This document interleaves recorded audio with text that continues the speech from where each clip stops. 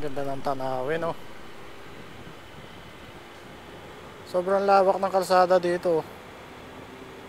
Kogyo. Lampas Kogyo na yata ito, oh. Pero sako pa rin ng Antipolo. Sobrang lawak.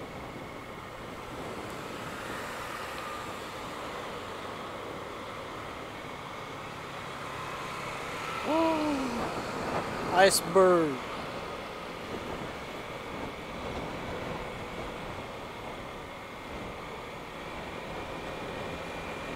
Pinapalawak pa yata yung kalsada. Grabe, no.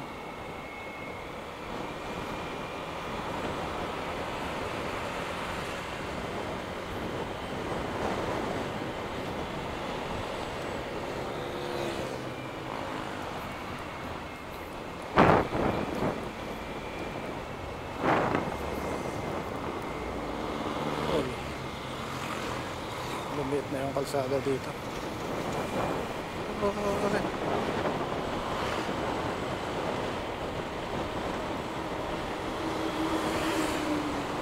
So wala tayong pasahero ngayon.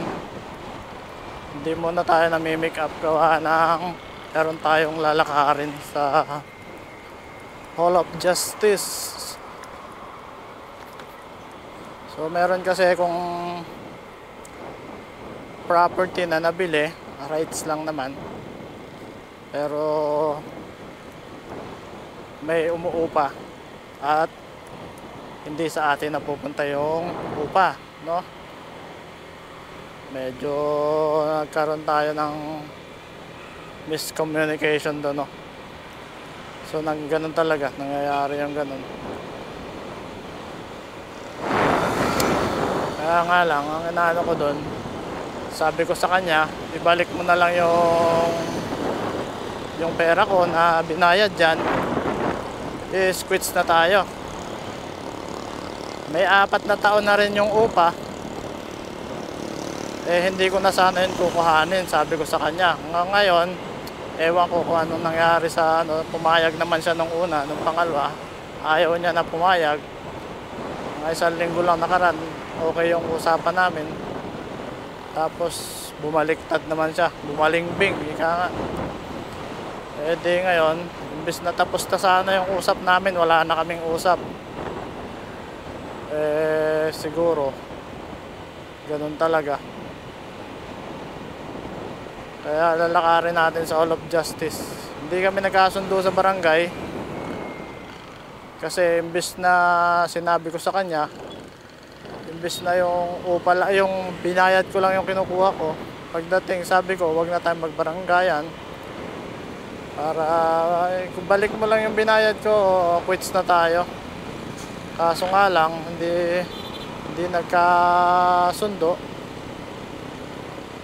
nagbaranggayan pa kami. Pagdating sa barangay, mas nagdemand pa ako, pati yung upa na 3 taon, last year pa kasi yun sinama ko, kinukuha ko. So mas lalo kami hindi nagkasundo doon. Kaso nga lang, wala naman siyang binibigay na offer kung magkano yung gusto niyang bayaran. Basta ang sabi niya, hindi siya magbabayad. Yun yung ano niya. Hindi kami nagkasundo sa barangay. So after a year, naghihintay ako ng proposal niya. Nag-message na rin ako sa kanya kung ano yung gusto niya mangyari. Doon sa presidente ng homeowners nila, no? Tumawag yung presidente sa akin, nagkausap kami at siya yung naging middleman. Kaso nga lang, ganun pa rin daw yung statement niya. So eto, papunta tayo sa Hall of Justice para kung mag-file, kung ano yung nararapat nating i-file. Actually, rights lang naman yon, pero syempre nagbitaw tayo ng pera doon. Dapat sana mabalik yon. At kung pwede natin kuhanin pati yung upa, makuha natin kasi sayang yon.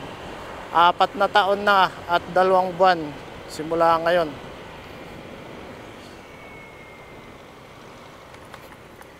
So ganun nga, sa halagang 3.5, kung kukumputin mahigit kumulang din yun, no?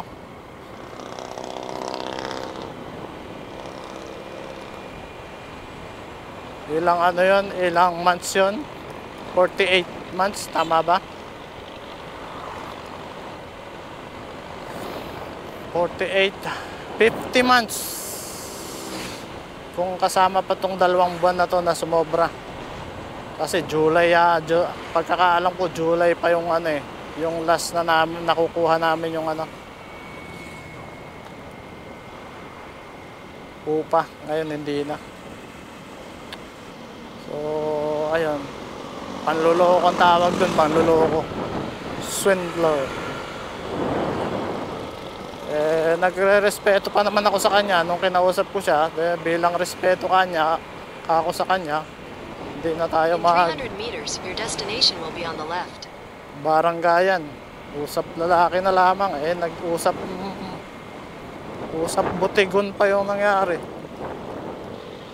Oh.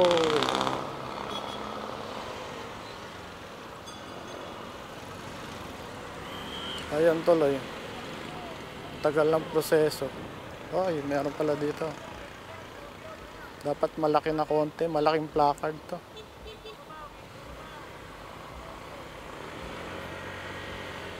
Dapat malaki yung placard niya sa laki ng kalsada na yan. Bihira makita yung kamay niya na yun. Your destination is on the left. Ito na pala tayo. Nandito na pala tayo.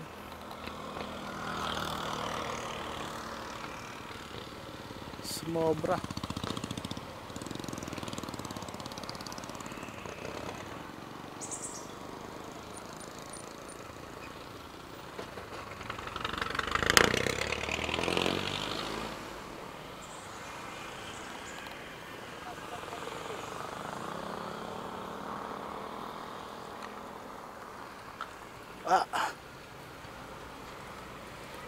Sumobra. Dito lang daw yung mga motor. Galing na ako dito sa Pau nung isang araw eh. Nung nakaraang buwan yata.